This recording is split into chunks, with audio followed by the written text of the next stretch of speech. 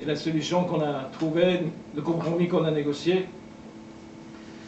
consistait à, d'une part, pour l'entreprise d'acheter un troisième tunnelier mieux adapté, pour le client de payer les traitements de terrain pour permettre aux tunneliers de passer, des tunneliers existants de passer.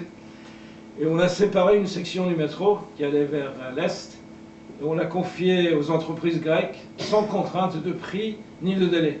On dit, vous faites ce que vous voulez, vous le terminez. Ce qu'on appelle en cost plus fee, on payait leurs frais, on leur payait un fee en plus pour qu'ils le fassent. Et c'est comme ça qu'ils ont fini le métro d'Athènes. Malgré toutes ces péripéties, j'ai gardé finalement de très bonnes relations avec soit le président, soit le ministre, au point que quand 2 ans après mon départ d'Athènes, je suis allé à l'inauguration du périphérique nord d'Athènes, à Tikiodos, qui rejoint l'aéroport, j'ai retrouvé le président du métro à la cérémonie. Dès qu'il m'a vu, il ne m'a plus lâché. C'était un dimanche, il m'a pris par la main, ensuite il m'a emmené dans sa résidence secondaire au bord de la mer, on a grillé des poissons, on s'est mis à boire. J'ai failli rater mon vol du soir pour Paris à cause de lui. Et pour le ministre, c'était pareil, je suis allé à une autre inauguration du métro alors que j'avais quitté le métro. Et quand il a fini son discours et qu'il voulait partir, il m'a vu dans la foule et il s'est approché de moi, direct vers moi, il m'a pris dans les bras, il m'a soulevé. Ça montre qu'il n'en voulait pas trop.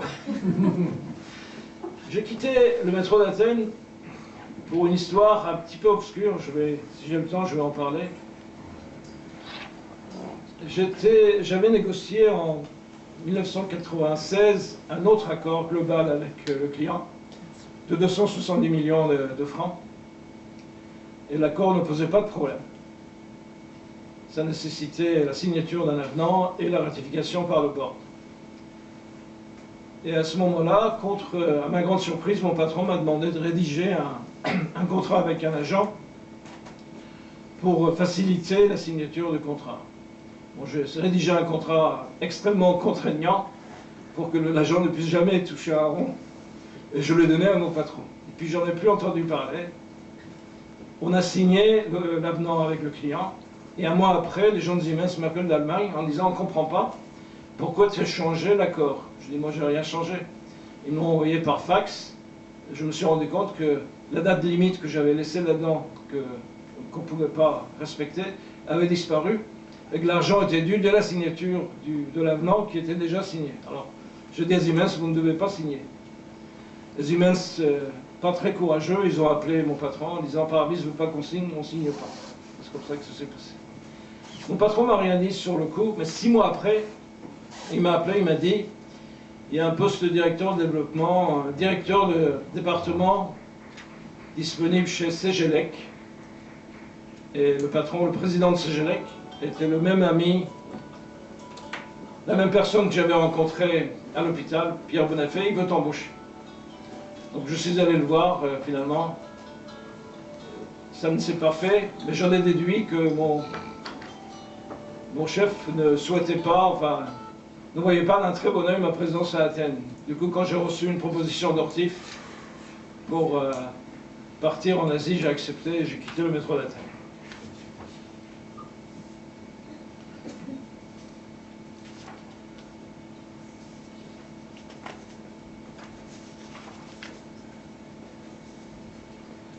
J'ai oublié de dire simplement que le président d'Ortif, l'entreprise allemande qui m'a embauché, je l'avais connu 11 ans plus tôt sur le projet du tunnel sous la Manche.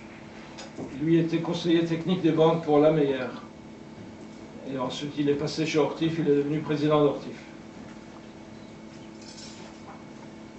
S'il n'y a pas de questions, je passe à l'histoire numéro 4. Oui, passez, oui. Qui est le tunnel sous la Manche. Là pareil, l'histoire a commencé bien avant. Alors en fait chez Bouygues, je vais essayer de le faire rapidement. L'été 1982, j'étais seul au mois d'août à Clamart. J'étais le seul directeur commercial disponible là-bas. Quand une société américaine, Rockwell, a cherché à contacter un dirigeant de Bouygues. Comme j'étais le seul disponible, on me les a emmenés.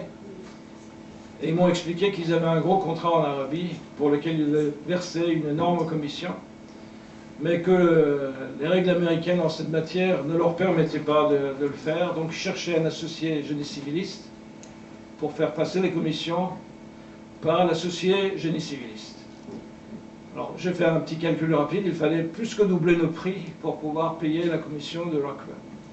Je me suis dit, je ne peux pas prendre de décision sur un sujet aussi important.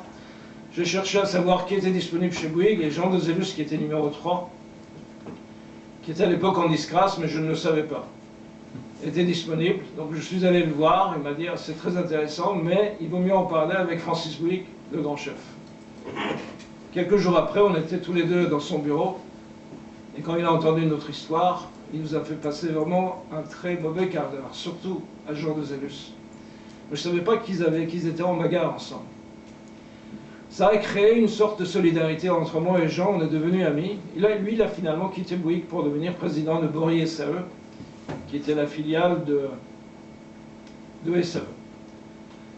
Moi, j'étais de retour du chantier de Dar es Salaam, et Bouygues m'a proposé de prendre la direction de leur filiale au Nigeria, Bouygues Nigeria Limited, qui était une filiale florissante. Mais la condition, c'était un séjour de minimum de 5 ans à Lagos, ce qui n'était pas très plaisant.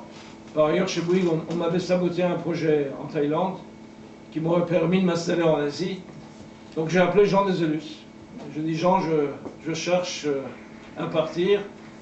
Et une semaine après, j'avais rendez-vous avec le président de SAE qui m'a proposé un job à Singapour. Et je suis parti à Singapour. 4 ans après, il y avait la crise en Asie. Je décidais seul de revenir, sans l'accord du président de SAE. Il m'a proposé de devenir secrétaire général de la filiale de Marseille, qui était sur Maheu. Il me disait, c'est bon pour ta carrière de passer par une filiale, d'être secrétaire général. Si tu veux devenir plus tard directeur général d'une filiale, tu dois passer par là. Bon, ça ne me disait rien. Donc par dépit, il m'a dit, bah, t'as qu'à aller sur le projet du tunnel sous la Manche. En fait, j'ai bien fait de ne pas aller à Sormaheu, parce qu'un an après, le secrétaire général et le directeur général étaient en prison. Pour des questions de corruption. Et c'est la fameuse histoire d'Antoine Godino, l'inspecteur Antoine Godino, qui a même écrit un livre sur le sujet. Donc, j'ai failli devenir célèbre, mais je l'ai échappé de peu. Alors, au tunnel, j'étais d'abord avec l'entreprise.